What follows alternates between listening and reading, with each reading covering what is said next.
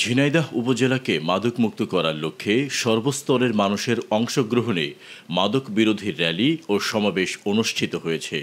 শুক্রবার বিকেলে 4:30টায় আরাপপুর যুব সমাজের উদ্যোগে একটি বর্ণাঢ্য র্যালি আরাপপুর বাসস্ট্যান্ডের প্রধান সড়ক প্রদক্ষিণ করে আরাপপুর ঝিনুক চত্বরে এসে একটি সমাবেশ অনুষ্ঠিত হয়। যেখানে পাবো সেখানে প্রতিরোধ করা হবে, যেখানে পাবো সেখানে তাদেরকে প্রতিরোধ করে তুলব। জেলা তাঁতি দলের সাধারণ সম্পাদক মোহাম্মদ শেখ সেলিমের সঞ্চালনায় প্রধান অতিথি হিসাবে উপস্থিত ছিলেন ঝিনাইদহ জেলা যুবদলের অন্যতম নেতা মোহাম্মদ সাজ্জাদুর রহমান মিলন। মাদক বিরোধী সমাবেশে বক্তব্য রাখেন। এছাড়াও বিশেষ অতিথি হিসাবে উপস্থিত ছিলেন জেলা স্বেচ্ছাসেবক দলের দপ্তর সম্পাদক, পৌর স্বেচ্ছাসেবক দলের সদস্য সচিব, জেলা ছাত্র দলের যুগ্ম সাধারণ সম্পাদক সহ সকল ইউনিটের নেতৃবৃন্দ।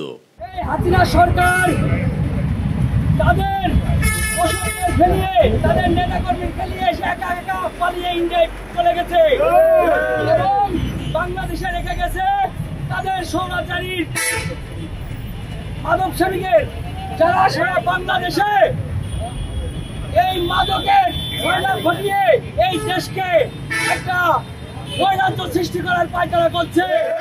মাদককে না বলি মাদক মুক্ত সমাজ গড়ি, মাদককে না বলি সুস্থ সুন্দর জীবন গড়ি স্লোগানকে সামনে রেখে আয়োজিত র্যালি ও সমাবেশে যুব সমাজের সাথে বিভিন্ন শ্রেণী পেশার মানুষ অংশগ্রহণ করেন।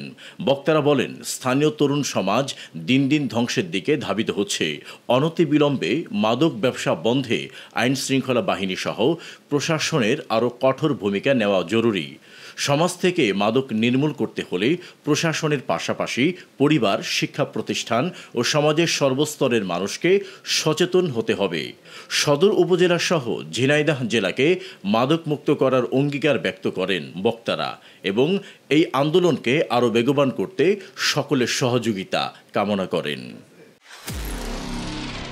নিরপেক্ষ, সত্য প্রকাশে আপোষহীন।